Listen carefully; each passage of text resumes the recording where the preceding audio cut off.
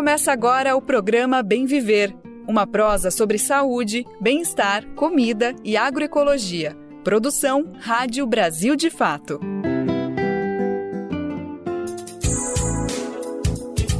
Oi! Hoje é sexta-feira, dia 11 de abril de 2025.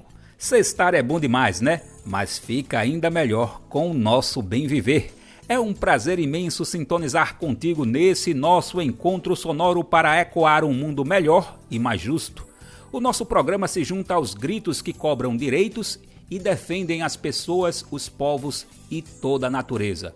E eu, Daniel Lamir, nunca estarei sozinho por aqui não, viu? Estamos juntos e juntas entre toda a equipe do Brasil de Fato, dia a dia fazendo o bem viver com todo carinho e dedicação para você.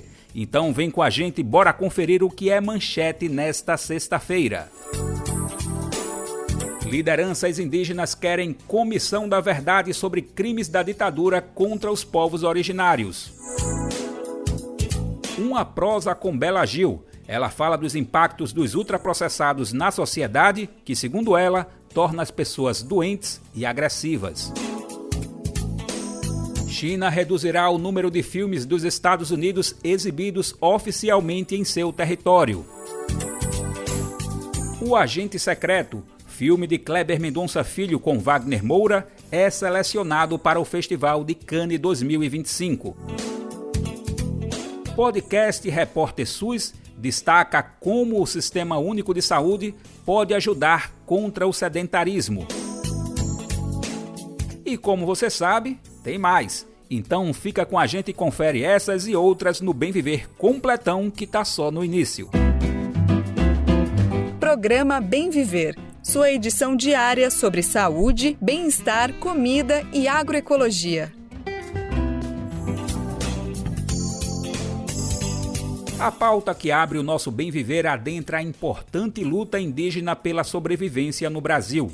Desde a invasão europeia no território nacional, os povos originários se deparam com várias formas de opressão. São séculos entre perdas de terra, genocídio, escravidão e missionarismo, entre outras violências. E o pior, a opressão permanece de diversas formas, entre quem cobiça territórios ou pela morosidade do Estado. Por isso, uma das formas vistas para mudar esse cenário é pela defesa da memória, verdade e justiça para os povos, ou seja, buscar reparação e novos futuros sem a repetição de tantas situações injustas. Como sabemos, na questão indígena no Brasil, o assunto vai bem além dos 21 anos da ditadura militar, mas esse período também merece ainda mais destaque pelas violações de direitos humanos cometidas pelo Estado.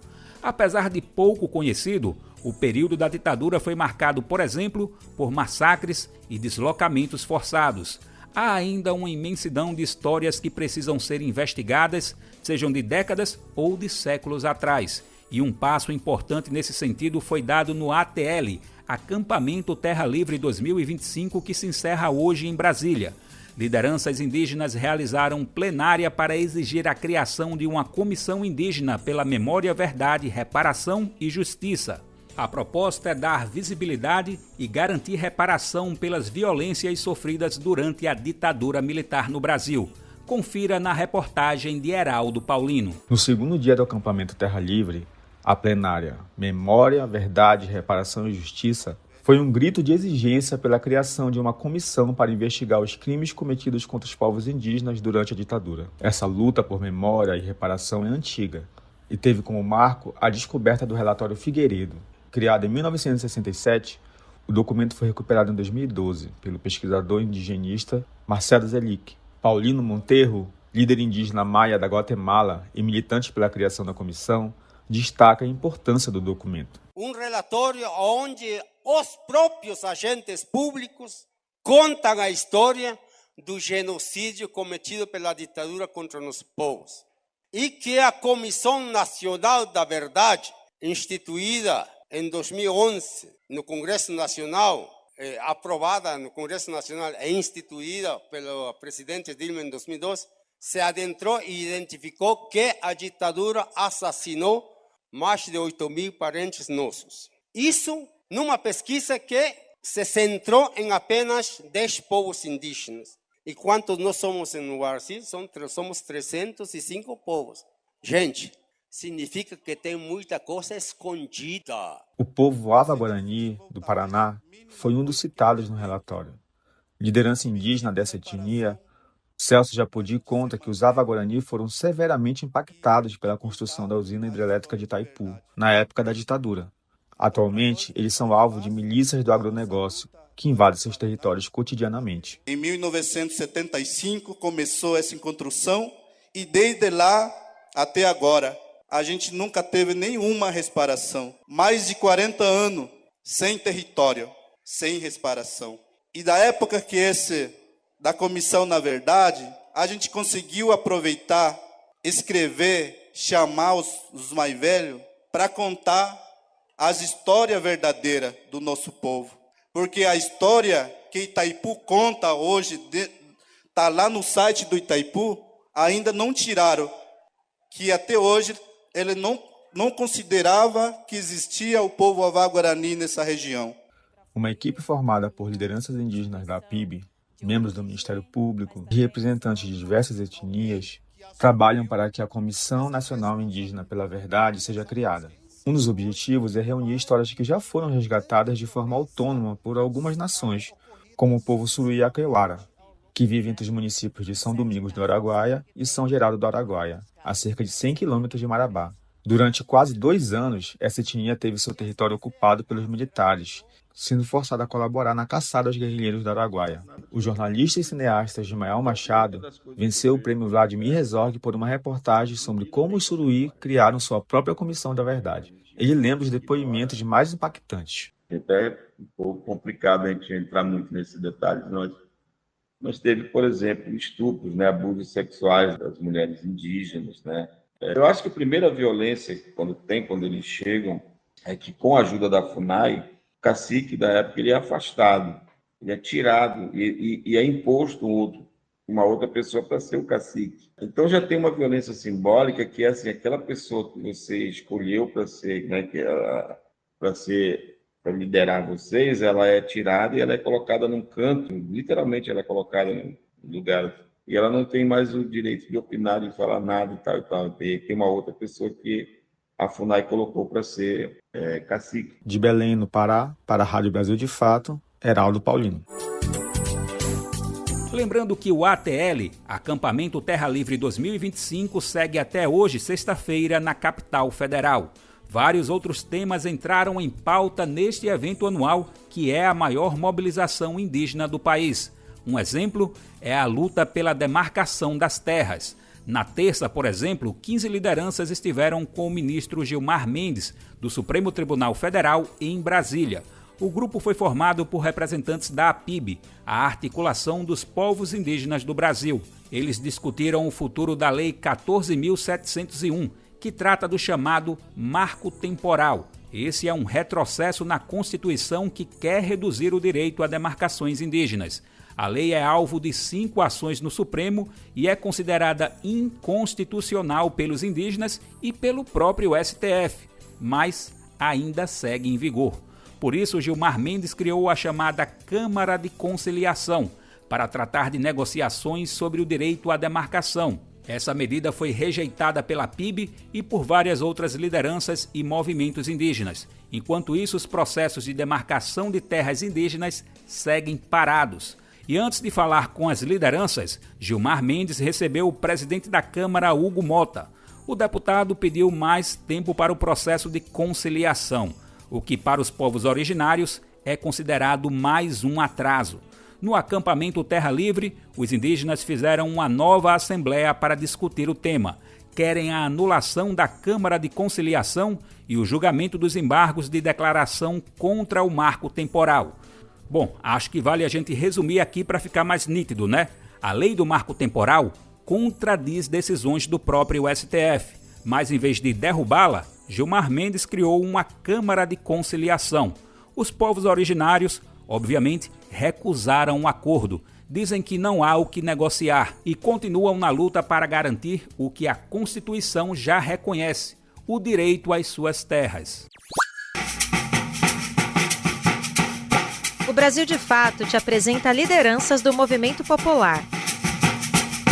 Olá, meu nome é Claudomiro de Almeida Cortes, sou nascido e criado aqui na Chapada dos Veadeiros, sou filho de garimpeiro e agricultor da agricultura familiar, sou um dos fundadores da Associação Cerrado de Pé, que é uma associação de coletores de semente de espécie nativa do Cerrado aqui na Chapada dos Veadeiros, com 240 famílias de coletores, 77% dos coletores são mulheres.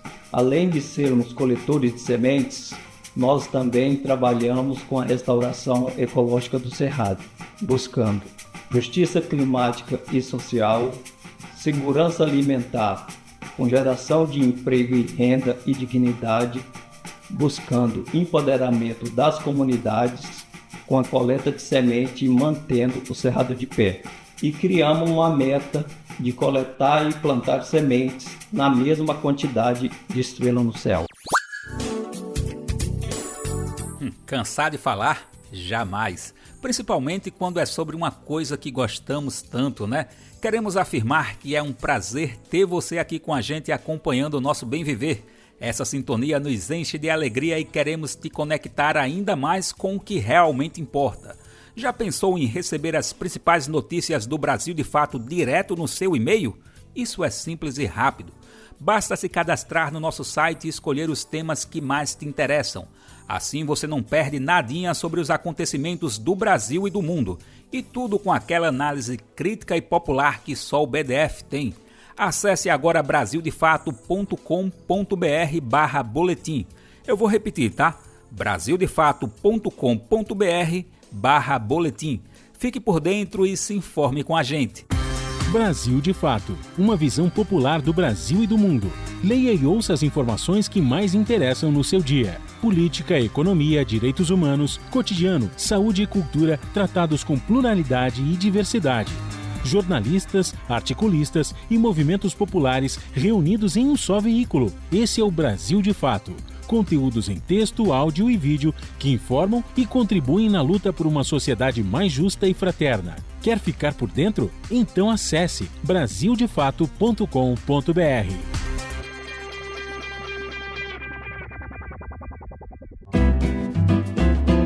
Você está ouvindo o programa Bem Viver, uma prosa sobre saúde, bem-estar, comida e agroecologia.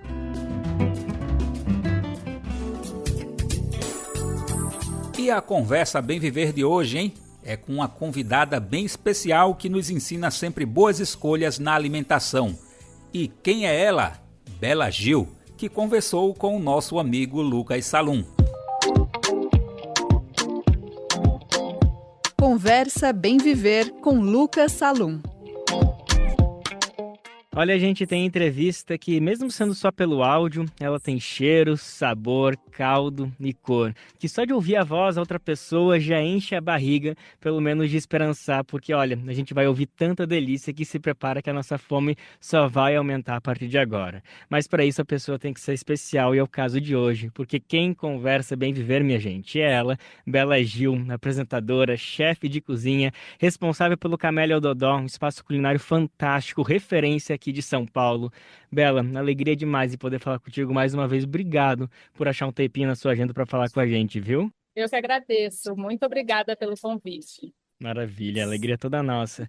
Bela, quero começar nossa entrevista falando do PNAE, do nosso Programa Nacional de Alimentação Escolar, que acabou de completar 70 anos, é muita coisa. Ele começou, na verdade, em 1955, né, como a campanha da merenda escolar e foi caminhando até se transformar nesse programa consolidado, com muitas leis que amparam, que avançam em diversos aspectos.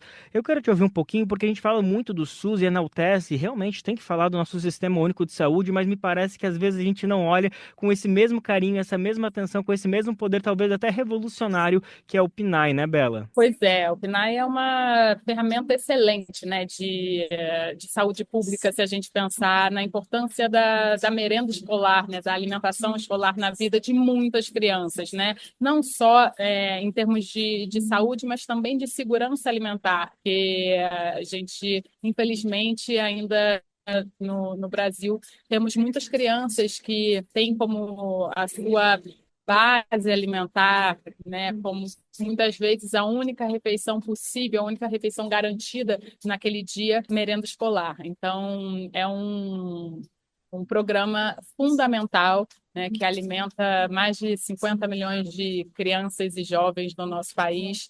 Então, eu sou muito suspeita. Trabalhando com alimentação há muitos anos, é um dos programas mais lindos do mundo. Muito suspeita, mas também com muita propriedade para falar, não vem de qualquer lugar essas palavras.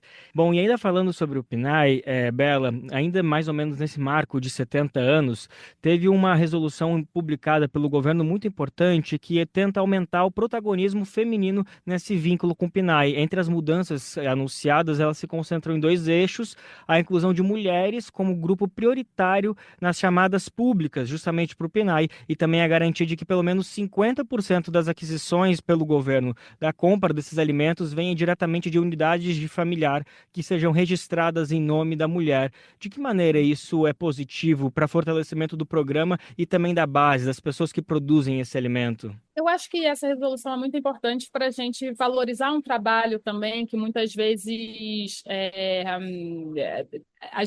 a gente não dá valor, né? Que é o trabalho do cuidado, que tem um protagonismo feminino muito grande. Então, é uma forma da gente garantir também uma certa equidade no poder dentro de casa, dentro da família, para as mulheres, né? Não, saindo daquele lugar de que, né, o homem que traz o dinheiro para casa, o homem que banca, e que muitas vezes isso gera um ambiente de violência, de agressão, um ambiente muitas vezes de subserviência feminina. Então, eu acho que quando o governo institui isso, eu acho que é um jeito do governo mostrar que estamos atentos para a equidade de poder, sabe, dentro de casa. Eu acho isso muito importante, fora que a gente também valoriza esse trabalho do cuidado com o alimento também, né? Que eu falo muito de um arquétipo muito masculino e violento e agressivo para com a agricultura, para com a terra, para com os alimentos na nossa agricultura moderna. Então, quando a gente traz isso para as mãos femininas, né, a gente está mostrando que a gente pode e deve dar voz para uma agricultura mais cuidadosa, agroecológica, saudável, sem veneno, que é, né, liderada majoritariamente por mulheres. Então, eu acho que o governo instituindo isso é um jeito de reconhecer e valorizar esse trabalho. Nossa, Bela, te escutando agora sobre justamente esse contraponto de pensar numa agricultura que tem essa questão do cuidado, que seja justamente protagonizada pelas mulheres, eu fiquei pensando um pouquinho se esse agronegócio, que é essa agricultura moderna que você se referiu, a gente pode dizer que é uma agricultura masculinizada. Sim, é uma agricultura dominada pelo arquétipo masculino, né? Eu não estou dizendo aqui exatamente em relação a gênero, né? O feminino, masculino, homem, mulher, mas do arquétipo, né? Do que a gente entende como masculino, que é violento, agressivo e tal. Então, eu acho que a gente, com certeza, a agroecologia, uma agricultura mais cuidadosa, ela carrega o arquétipo feminino. Então, eu acho que a gente, caminhando para esse lugar, é um ótimo jeito da gente vislumbrar um futuro mais harmônico e mais saudável com a natureza. Maravilha. Quero falar mais de agroecologia contigo, mas só para fechar um pouquinho esse bloco sobre o PNAE, sobre alimentação escolar, tem mais um ponto que eu quero falar que também vai render muita prosa, que são os ultraprocessados.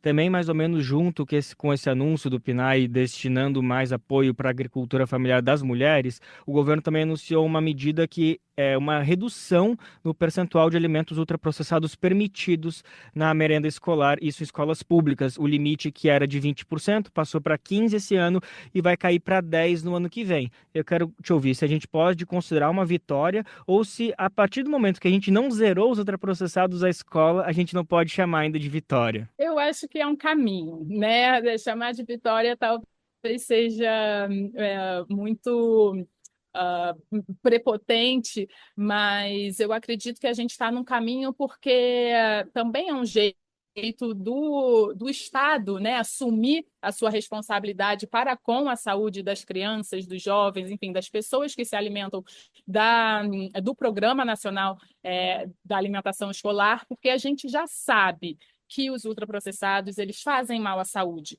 né? Eles estão relacionados a doenças crônicas não transmissíveis, que é responsável por 70% das mortes no Brasil hoje. A gente já tem um estudo que mostra que quase 60 mil pessoas morrem por ano por causa do consumo de ultraprocessados. Então, assim, o Estado se responsabilizar por isso, assumir essa afirmação, né, científica e tomar uma atitude para com isso é importantíssimo. Então, essa redução eu acho que mostra uma responsabilidade do governo, do Estado, de falar: opa, não podemos alimentar as nossas crianças dessa maneira. E eu acho uma atitude responsável no sentido de, nessa graduação, nessa redução gradual dos ultraprocessados na merenda escolar, porque a gente sabe também do tamanho do Brasil, da logística que é muitas vezes muito difícil e que muitas vezes as escolas têm um acesso mais fácil a produtos ultraprocessados, então a retirada brusca, assim, para eliminar completamente, talvez gerasse um outro problema. Então, eu acho responsável essa redução gradual, mas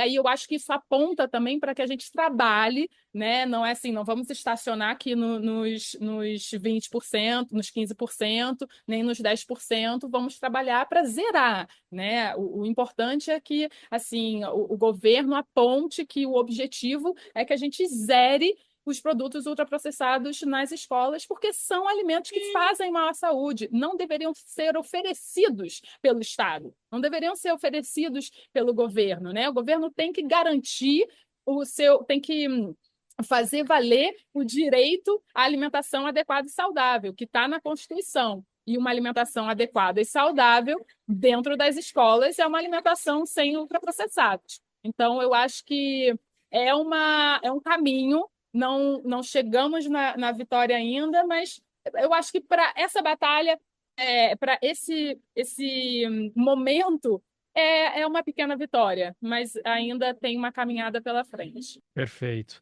Ainda falando sobre isso, sobre essa medida, eu queria te ouvir um pouquinho se a gente pode entender ela também como educacional, no âmbito de educação alimentar e não só para as crianças, mas também para os adultos. Te parece que a partir do momento que os pais veem que, de repente, não tem tanto ultraprocessado, biscoito, refrigerante sendo ofertado na merenda escolar, será que a gente também consegue atingir esses pais que também começam a ver, então será que esse é um alimento que não é bom também para mim? Como que a gente consegue fazer esse diálogo importante, Bela? Sim, eu acho que tem esse viés educacional, porque ele mexe com a cultura também, né? Assim, uma criança que desacostuma, ou uma geração, por exemplo, que possa ser criada num ambiente escolar com zero ultraprocessados, ela não vai estar acostumada com refrigerantes e suco de pozinho e etc e tal. Então, eu acho que isso ajuda muito a gente transformar a cultura alimentar, e principalmente a cultura alimentar infantil no Brasil, que está muito atrelada a porcaritos e ultraprocessados e besteiras e etc e tal.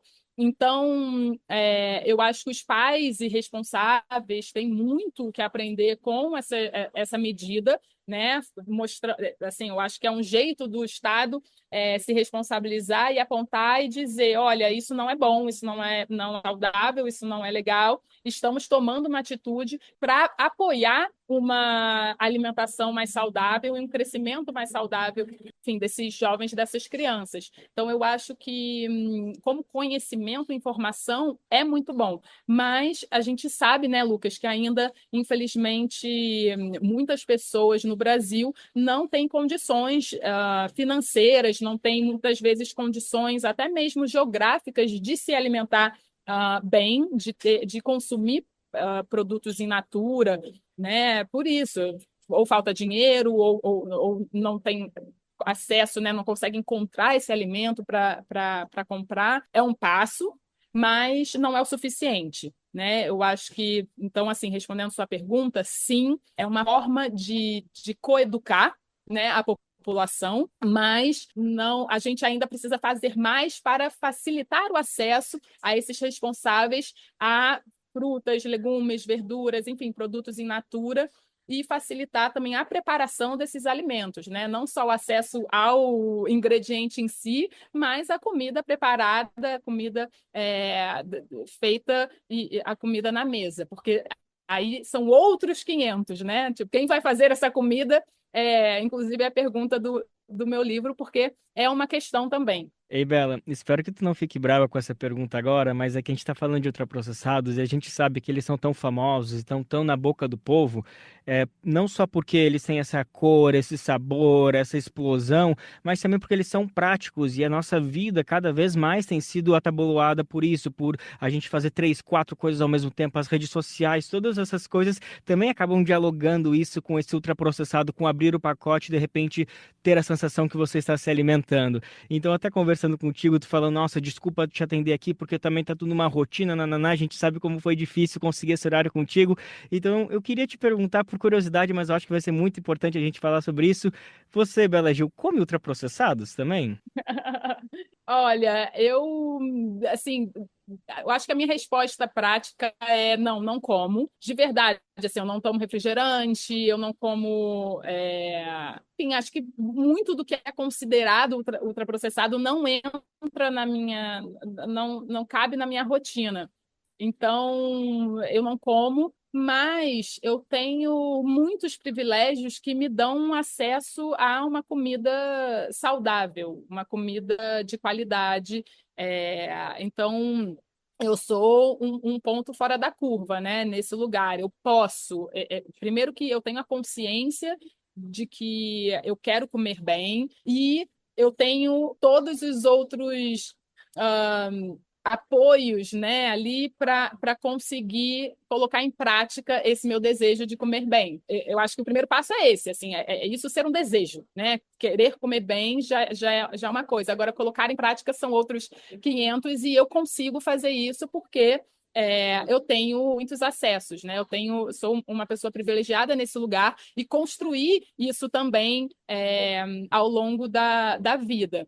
Então, respondendo essa pergunta, não como, mas eu tenho os meios para me alimentar bem. Ei, Bela, você falou sobre conscientização alimentar como um primeiro passo, ter essa consciência de que é importante comer saudável, esse conhecimento, e eu queria falar sobre isso um pouco, principalmente agora focando em alimentação vegana, alimentação vegetariana. Eu queria te ouvir se a gente tem que entender que esse conceito, que essa concepção é, digamos, a solução para o combate aos desastres ambientais, para poder conseguir abarcar toda essa população no nosso mundo, 7, 8 bilhões de pessoas. A gente precisa entender a alimentação vegana como a resposta ou talvez apenas como um caminho, uma alternativa que é possível, que precisa estar presente na nossa vida? Sim, eu acho que é um meio também, é um caminho.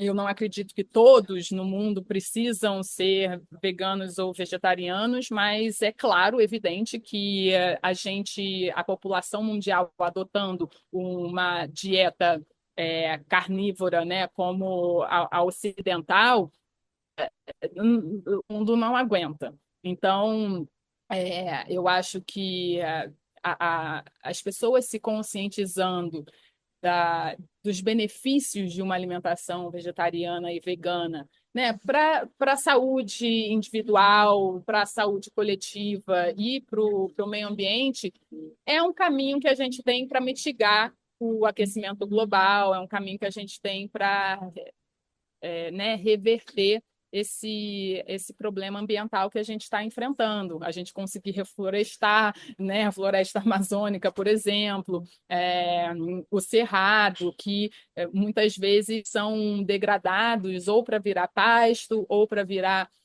monocultura de soja e milho, que consequentemente viram ração para esses animais, muitas vezes fora daqui também, né, para alimentar a ração de bichos em outros países, como é o caso dos porcos na China. Então, eu acho que a gente se conscientizando, né, desse sistema alimentar, de como as coisas funcionam, e diminuindo o consumo de carnes, né, e de proteína animal em geral, é um benefício que a gente faz para a gente e para os outros, né? Eu acho que agora, falando com você, me veio essa comparação, posso usar como metáfora a vacina, né? A gente toma vacina, às vezes, não só pela gente, mas pelo bem do coletivo. Então, eu acho que a redução do consumo de carne vermelha é uma, é uma vacina, sabe, contra o aquecimento global que a gente pode tomar como atitude no presente. Não só para se proteger, mas proteger o coletivo. Realmente é O perfeita. coletivo, exatamente, É é isso. isso. É isso, você não deixa de comer carne só pela sua saúde, ou reduzir, eu não estou falando nem eliminar totalmente, eu estou falando mesmo de um consumo do que o Guia Alimentar para a População Brasileira preconiza. É uma alimentação à base de vegetais. Não significa que você precisa retirar completamente a carne, né? Eu não como carne por outros motivos também, para além disso, né? Mas eu acho que se você quiser assumir essa responsabilidade social e ambiental, né, de vou reduzir o consumo de carne para o meu bem, mas para o bem do coletivo e do planeta, para que a gente consiga estar aqui, para que a gente consiga permanecer aqui, perpetuar aqui nesse planeta, é maravilhoso. Sim, é isso, né? Essa é a mensagem que precisa ser passada. Ei, Bela, ainda falando sobre esse consciência alimentar, que também é consciência ambiental, mas querendo focar no alimentar, veio uma notícia agora essa semana, eu queria trazer um pouquinho para nossa conversa. Nem sei se é dessa semana, mas chegou para mim agora,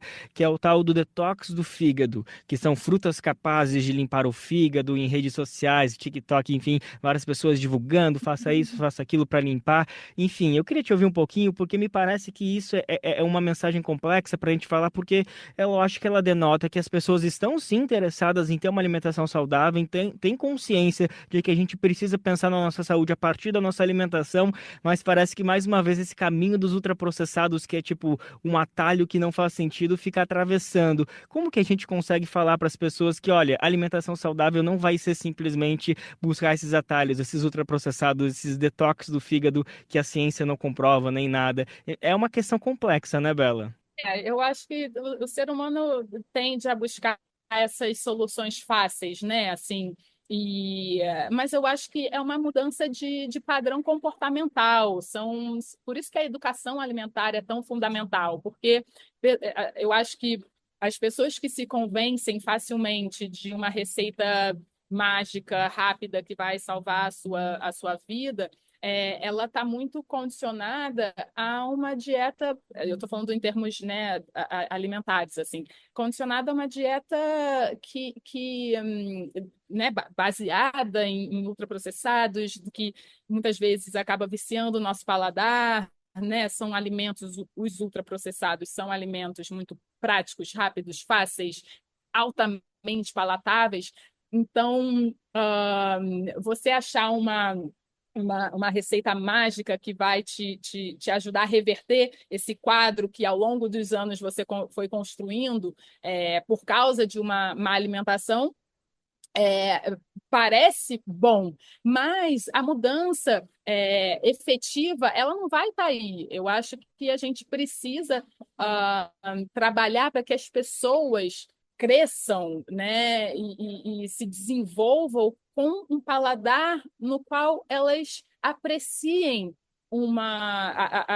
os legumes, as verduras, as plantas em geral, né? Assim, que apreciem uma alimentação verdadeiramente saudável, uma alimentação, né, baseada em vegetais, por exemplo.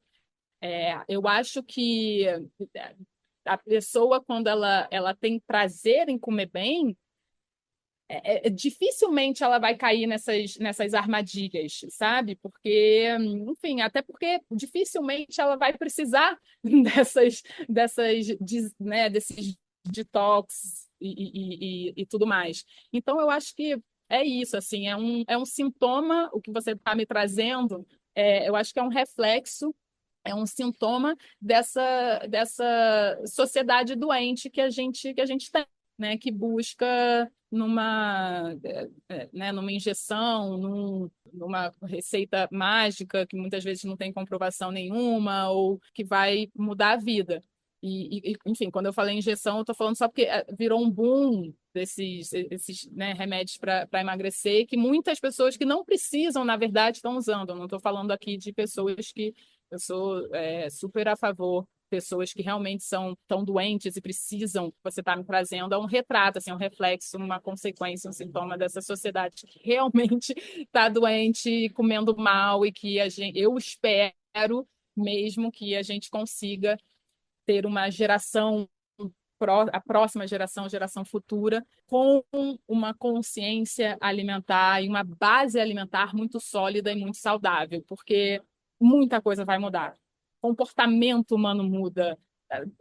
Acho que esse comportamento agressivo, violento, que a gente tem inflamado, esses discursos inflamados, tem muito a ver com a nossa dieta, que é inflamatória, que é essa dieta base de ultraprocessados, ela traz comportamentos agressivos então eu realmente acredito na mudança, na transformação da nossa sociedade para um caminho mais harmônico através da mudança alimentar, através da mudança da forma como a gente produz e como a gente consome os alimentos. Menos violenta. E para isso a gente conta muito contigo, Bela, com teus livros, tuas publicações, suas aparições, seus restaurantes, para ajudar nesse caminho de transformação social que vai ser sim por meio da alimentação. Bela Gil, minha gente, para fechar, eu sei que nosso tempo já super esgotou, mas é que a última vez que a gente conversou, você compartilhou magicamente, do nada, e tirou do bolso uma receita incrível, super simples de inhame. E poxa, Bela, eu queria, se quiser repetir, pode até repetir porque eu achei tão importante e vamos reforçar, mas se tiver uma outra receita afetiva, simples, prática, assim, que tiver à mente, quiser compartilhar nesse minutinho final, enfim, vai ser de grande valia para todo mundo que está nos acompanhando. Olha, eu vou trazer uma receita, você me falou agora, pipocou aqui na minha cabeça. Não é pipoca, tá? Mas pipoca pode ser uma. Uma pipoca de panela, bem feita, realmente, é muito gostosa. Pimentinha do reino, orégano, enfim, vários temperinhos que você quiser. Mas não é essa, tá bom? Então vou dar outra, porque eu acabei de voltar de Cuba e lá eles comem muito tostones, que em outros lugares chama patacones, e é uma receita, e a gente falando de ultraprocessados e etc e tal. Eu vou deixar essa receita porque, gente, ela é fácil. É banana verde amassada e frita. Então, faça o seu salgadinho em casa, é uma delícia. Esse salgadinho, essa friturinha é saudável. Eu tô imbuída, assim, recheada de patacones e tostones depois dessa viagem. Então, é uma receita que eu queria deixar para vocês como uma bela alternativa para os salgadinhos cheios de pozinhos. Não conhece, sabe que não faz bem. Então, uma bananinha verde amassada e frita é perfeita. É a base da alimentação de muita gente. Viva os patacones, viva a nossa alimentação, nossa culinária latino-americana que nos agracia com tantas coisas deliciosas da terra, saborosas, que fazem bem pra gente, assim como conversar com ela, Bela Gil. Obrigado mais uma vez por esse tempo, essa disponibilidade, esse conhecimento, viu, Bela? Eu que agradeço, muito obrigada a todos os ouvintes também.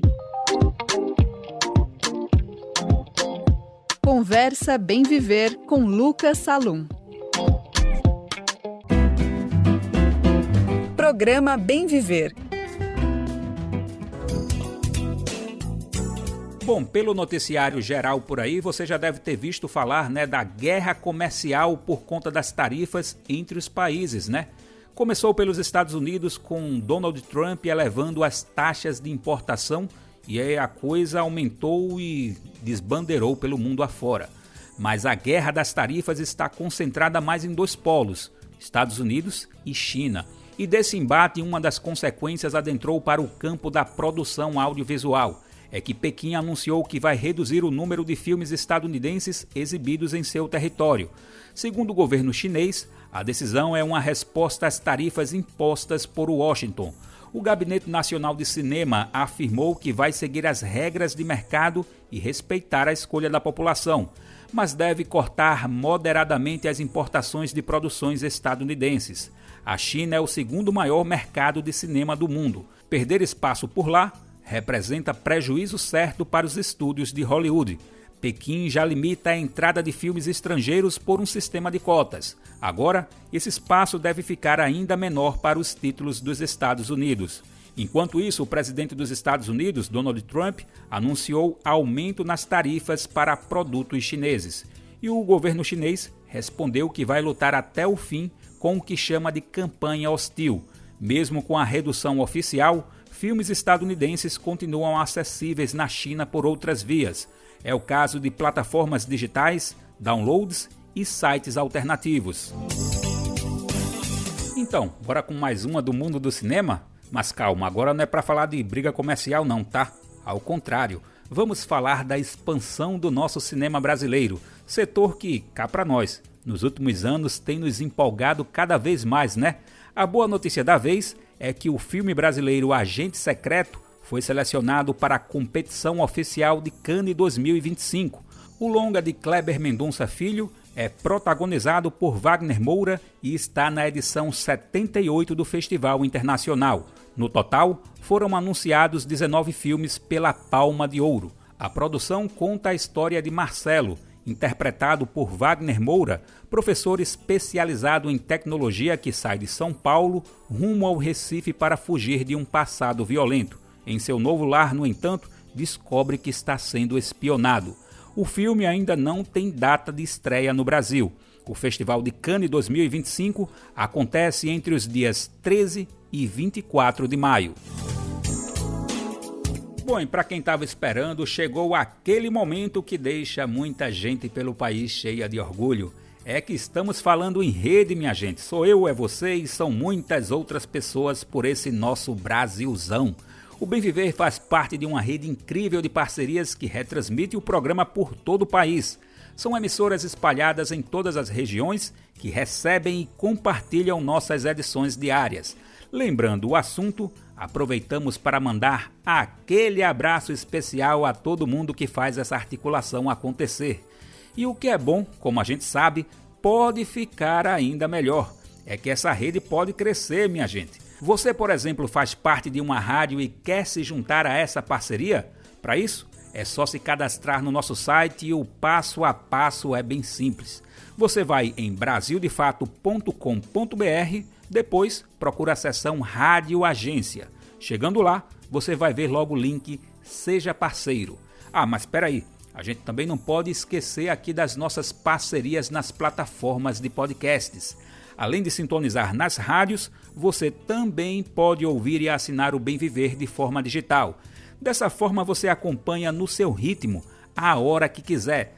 É só acessar o site do Brasil de Fato ou procurar no Spotify, Deezer, iTunes e Google Podcasts. Se liga na dica de saúde do Brasil de Fato para você. Você sabia que a água ela é fantástica para o nosso organismo? Isso vários médicos já te falaram. Mas algum dentista já te falou que inclusive ela pode prevenir a cárie? Pois é, eu sou a doutora Joyce Santana, implantodontista, e hoje eu trouxe essa dica incrível para você. Simplesmente o fato de você colocar na sua rotina o ato de ingerir a água com frequência durante o dia pode ajudar você a evitar uma doença chamada doença da boca seca. Essa pessoa que tem essa doença, ela geralmente vai se queixar de feridas no canto da boca, lábio rachado, língua ressecada e às vezes até dor na hora de falar, comer. Então, use e abuse daquela garrafinha que às vezes você deixa lá parado. Outra coisa muito importante é que toda vez que a gente come, principalmente alimentos ácidos, como por exemplo uma salada com limãozinho que todo mundo gosta, a nossa boca aumenta o nível da acidez. Isso é ruim para os nossos dentes, porque a acidez, ela adora o esmalte do nosso dente. Então, se a nossa boca tiver com a acidez muito alta, sem controle, uma hora ou outra ela vai desgastar o esmalte do dente e talvez formar uma cavitação, gerando uma cárie no futuro. Então, se a água, ela reequilibra a acidez da boca, ela ajuda a prevenir a cárie. Use e abuse daquela garrafinha. Um forte abraço e vamos sorrir.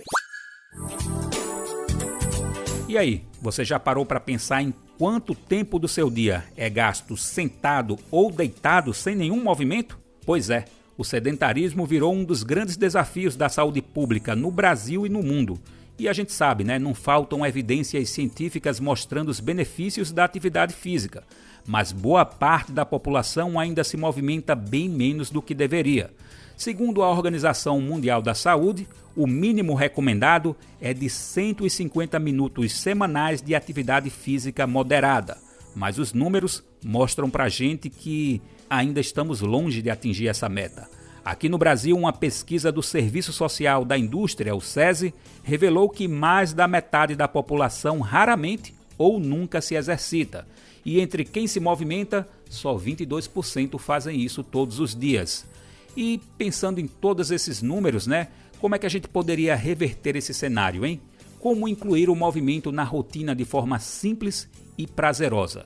Quem responde para a gente é Fábio Carvalho, educador físico e pesquisador do Instituto Nacional do Câncer.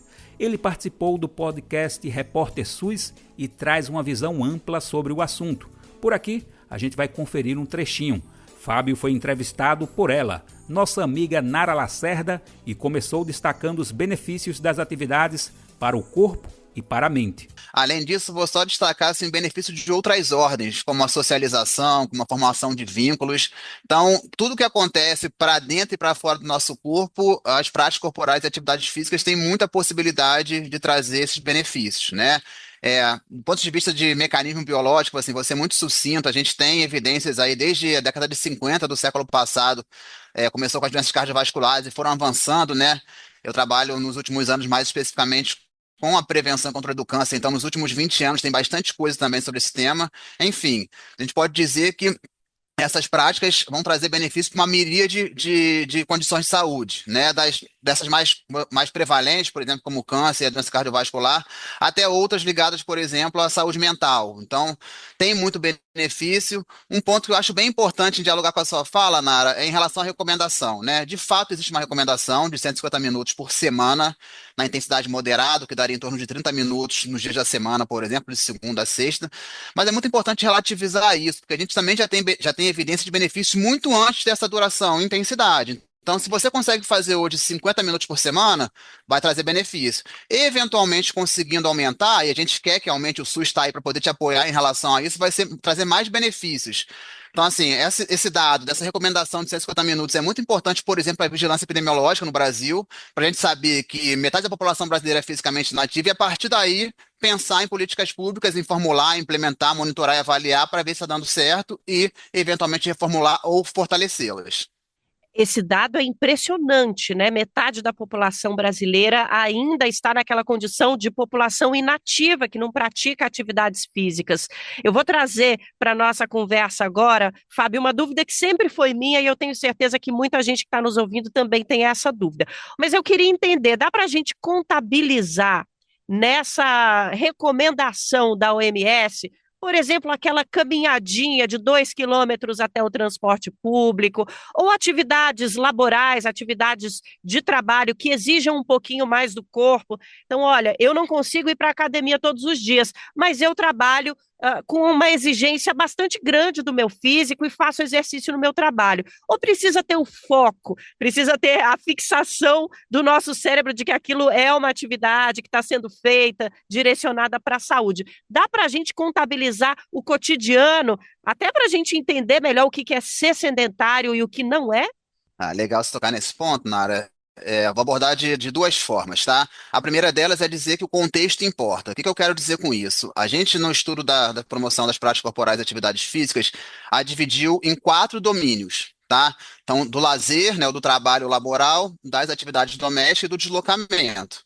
O que a gente sabe por meio da literatura científica é que a atividade física no domínio do lazer, tá, é a que mais traz benefícios. A premissa desse domínio, desse contexto, é que as pessoas fazem por escolha. Então, é aquela que a pessoa gosta de fazer ou que não gostando muito, mas que se encaixa na sua rotina. É fácil para ela ter um polo do programa Academia da Saúde perto de casa do trabalho, ela consegue encaixar na sua rotina e faz, traz benefícios. Os demais domínios ou contextos, a literatura tem apontado que pode não haver benefício e até malefício.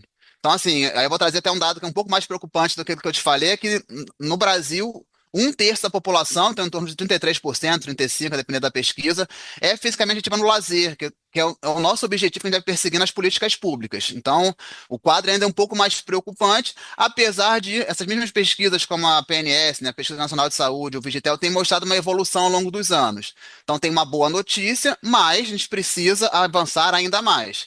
Uma outra questão bem importante para pensar nesse tema é pensar nas iniquidades que existem. Por exemplo, a gente sabe no Brasil que as mulheres são menos fisicamente ativas, né, ou são fisicamente inativas no lazer e mais fisicamente ativas na tarefa doméstica.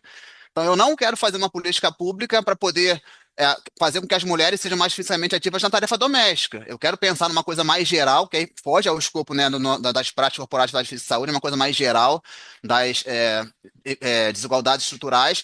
Então, uma política pública que consiga dividir melhor o trabalho doméstico, por exemplo, para que as mulheres tenham mais tempo para fazer aquela atividade física no lazer. Então, tem essas duas perspectivas, né? Respondendo diretamente a uma fala sua, aqueles 2 quilômetros para o trabalho contam. Então, assim, inclusive para a recomendação da OMS, ela junta os 4 domínios. Então, a gente tem um desafio aí de conseguir cada vez mais ampliar o acesso à atividade física de lazer, então aquela modalidade, aquele tipo, aquela duração que as pessoas gostam, que se encaixa na rotina, e menos, por exemplo, a atividade física laboral, né? Então, isso também é necessário para a vida em sociedade, mas que essa pessoa também tenha tempo para fazer atividade física de lazer, talvez até um relaxamento, um alongamento, caso seja a sua rotina de trabalho seja muito extenuante, por exemplo. Lembrando que você pode ouvir a versão completa do Repórter SUS na seção de podcasts no site brasildefato.com.br. Racismo em pauta. Inveja branca. A inveja em si é algo bem ruim, não é? Então por que quando esse termo vem acompanhado da palavra branca, o sentido se altera virando inveja boa? Só tem uma explicação. Isso é racismo, já que a conotação positiva está associada a um grupo de pessoas. O melhor mesmo é excluir a inveja branca do seu vocabulário. Racismo em pauta. Uma campanha Senado Federal. E aí, me conta uma coisa. Você já provou pupunha? Se ainda não, está perdendo uma das frutas mais saborosas e nutritivas da Amazônia. Com textura macia, sabor levemente adocicado e um aroma irresistível, a pupunha conquista quem experimenta. E ela guarda muitos segredos que pouca gente conhece. A pupunha é uma fonte rica de energia e é carregada de cultura e tradição. E quem conta mais pra gente é Mariana Castro. Te aproxega, vivente. Comece agora, o Alimento é Saúde.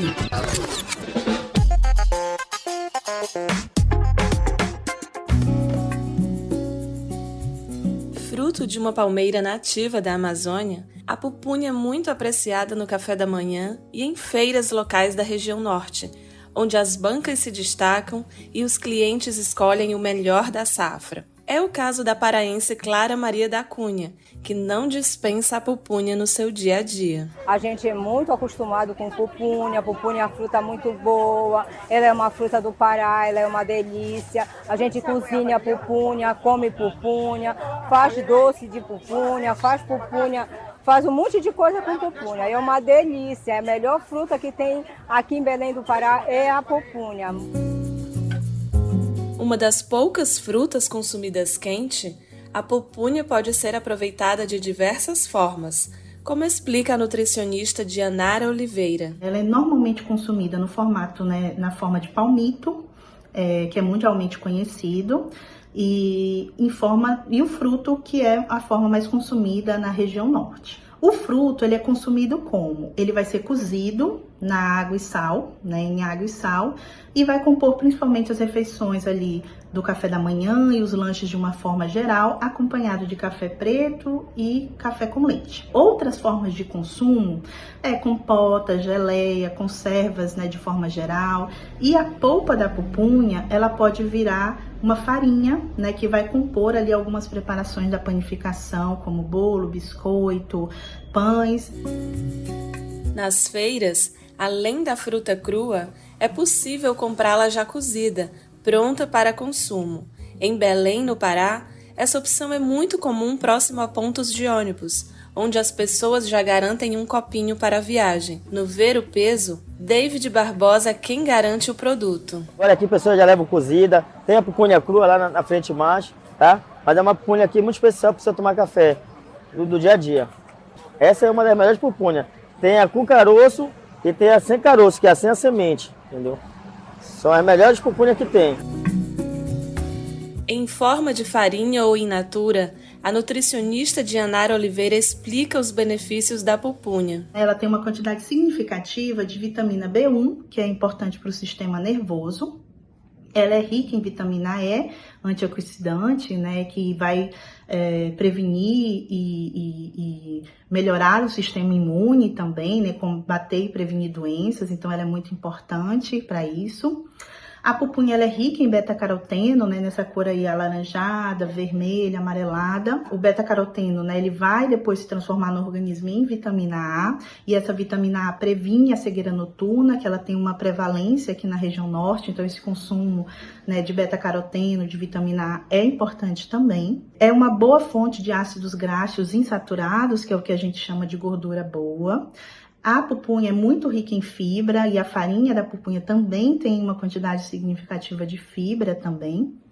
E além, né, dessas vitaminas e minerais citados, ela é muito rica em ferro, potássio, manganês, né? Então ela vai ser muito importante para a circulação sanguínea, para o metabolismo dos hormônios, né, para a contração muscular. Então ela tem uma importância muito grande. Eu acho importante também deixar claro que dentro do Guia Alimentar para a População Brasileira, a valorização da cultura alimentar local, regional, ela é estimulada. Então, o consumo da pupunha, além de todos os benefícios, né, por conta da composição nutricional, tem os benefícios também de consumir um produto local também, né, valorizando as produções e a economia local também. A pupunha tem destaque no Armazém do Campo, espaço de comercialização do Movimento Sem Terra, o MST, que recebe a produção de assentamentos da reforma agrária, como explica Márcio Jandir, dirigente estadual do setor de produção do MST no estado do Pará. A nossa produção dos assentamentos nossos está direcionada aqui para o Armazém do Campo, que fica na capital, e nós temos no entorno do Armazém do Campo, num raio de 100 km, um conjunto de assentamentos do MST que estão direcionando as suas produções para esse espaço que é o Armazém do Campo. Uma perspectiva de divulgar a produção da reforma agrária, o nosso compromisso com a produção de alimentos saudáveis e também construir economia local nos territórios. Gisiane Ferreira, coordenadora do Armazém do Campo, reitera a importância da produção e comercialização da fruta. Nós do Armazém do Campo, que trabalhamos com a cultura alimentar dos povos amazônicos, entendemos que é imprescindível a gente, além de comercializar a pupunha, mas também colocar no nosso cardápio. Ela complementa o nosso cardápio aqui do Armazém do Campo, com o nosso café, que vem também das áreas de assentamentos e acampamentos da reforma agrária. Sem sombra de dúvida, a pupunha também é uma resistência para nós, é defender e fortalecer a nossa cultura alimentar amazônica. Do Pará para a Rádio Brasil de Fato, Mariana Castro.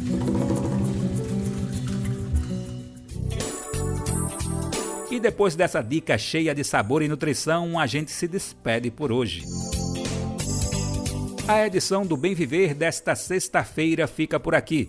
Lembrando que você pode nos ouvir na Rádio Brasil de Fato 98,9 FM na Grande São Paulo ou para o mundo inteiro no site radiobrasildefato.com.br. O programa vai ao ar em diversas rádios pelo país. A lista completa de emissoras que retransmitem o Bem Viver você encontra no nosso site na matéria de divulgação diária do programa. Aproveitamos para agradecer esses veículos por estarem com a gente. O Bem Viver fica disponível como podcast no Spotify, Deezer, iTunes e Google Podcasts. A apresentação e roteiro do programa foi comigo, Daniel Lamir. A edição e produção foi de Douglas Matos e minha, Daniel Lamir. Trabalhos técnicos de Lua Gatinone, Adilson Oliveira e André Paroche. Coordenação de áudio e vídeo Monize Ravena. Direção de programas de áudio Camila Salmásio. Direção executiva Nina Fidelis. Apoio Equipe de Jornalismo do Brasil de Fato. Um grande abraço e até mais. Você ouviu o programa Bem Viver, uma prosa sobre saúde, bem-estar, comida e agroecologia. Produção Rádio Brasil de Fato.